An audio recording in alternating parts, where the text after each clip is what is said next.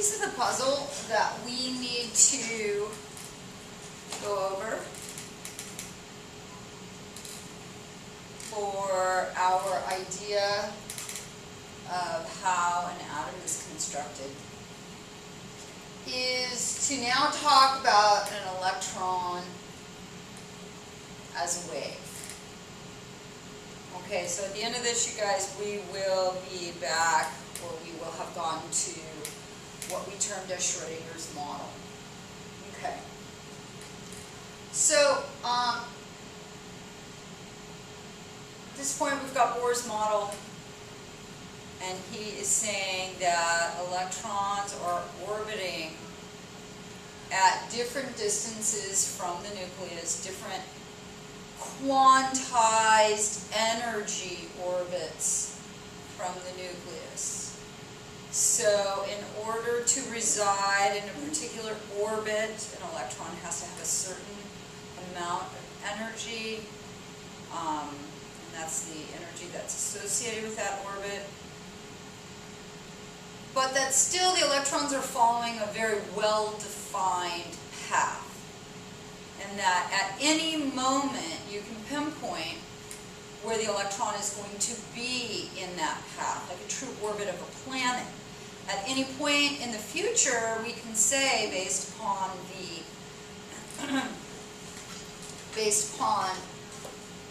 past, we can predict where a planet is going to be in an orbit. And at this point with Bohr's model, that's what was understood as well, that that electron is following a very well-defined orbit around the nucleus. Yes, there's different orbits at different distances from the nucleus, but it's an orbit nonetheless that electron just stays on, you know, kind of like a monorail on a train, on its tracks. Alright, so now the last piece of this, you guys, to make it even more abstract and counterintuitive, is to look at the electron as a wave. So Einstein has said to us, well, we can look at light as behaving as both wave and particle, right, as a stream of photons. Well, hey, if we can think of waves as being particulate, then why not think that particulate can behave like a wave, or is a wave? So here we go. De Broglie argued that if a wave can behave like a particle, then maybe the opposite of that is true. Maybe a particle can exhibit properties of a wave.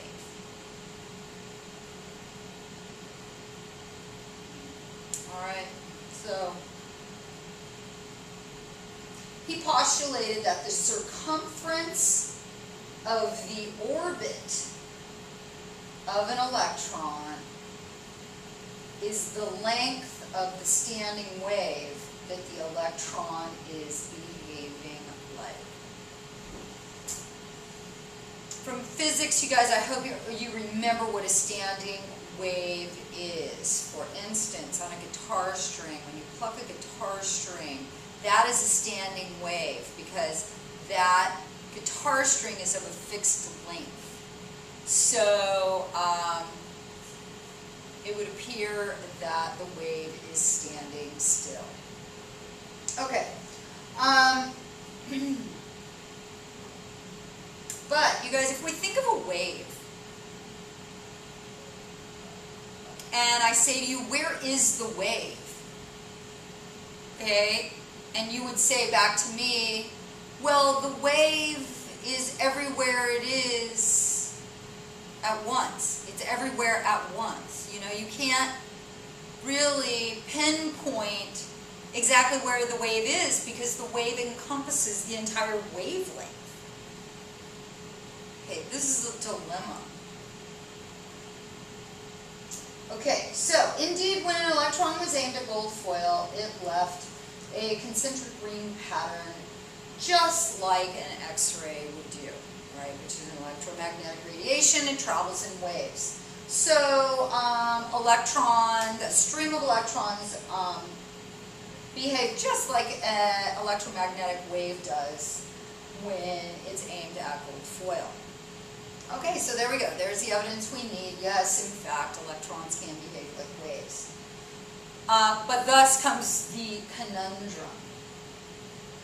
How do you determine the position of an electron when it is behaving like a wave? Because remember, you guys, a wave encompasses a large area, right? It's the entire wavelength of the wave. And so we can't,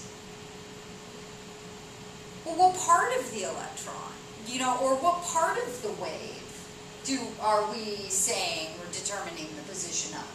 Okay, so the conundrum is a wave is everywhere at once. A wave is everywhere at once. So what, an electron is everywhere at once? Well, apparently, yes.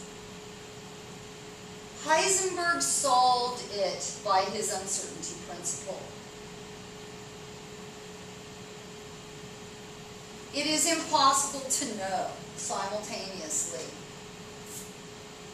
both the momentum and the position of a particle with any certainty. Doesn't this make you feel secure about the natural world around you? You can know one or the other, but not both, with any certainty.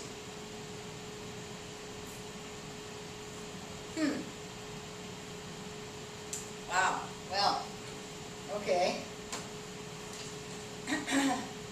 Sort of seems like a gimme, but, okay. Here we go.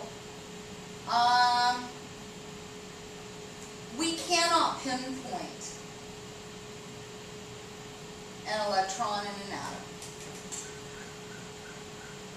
We can define the region where that electron might be. This is the atomic orbital. So we are refining our language now. We are not saying electron orbits. We are saying there is an area known as an electron orbital. And that is where the electron is likely to be.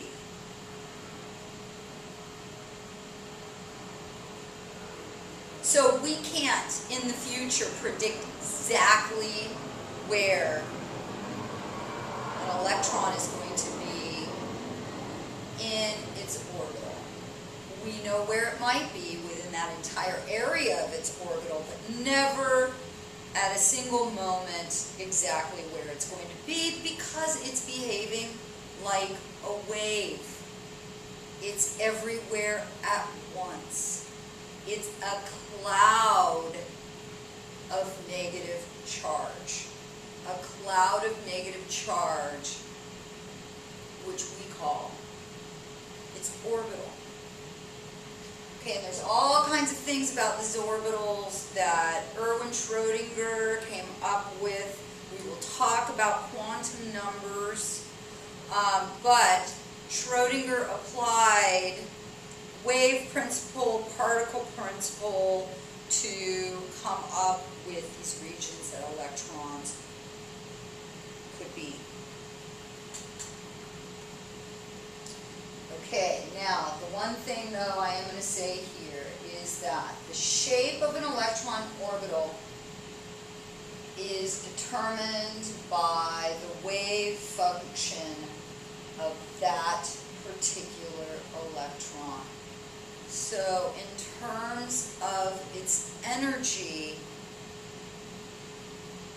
then you apply energy of the electron, treat it like it's behaving like a wave, and then the wave function describes for you the shape. And oh, wait till we talk about the shapes of atomic orbitals. Okay, so, but it is really Schrödinger, you guys, who brings together this idea of the electron behaving as both wave and particle. He incorporates both of those equations, both of those properties into an equation that can describe these regions where electrons could be. And again, the shape of an electron orbital is determined by the wave function of that particular electron. Okay.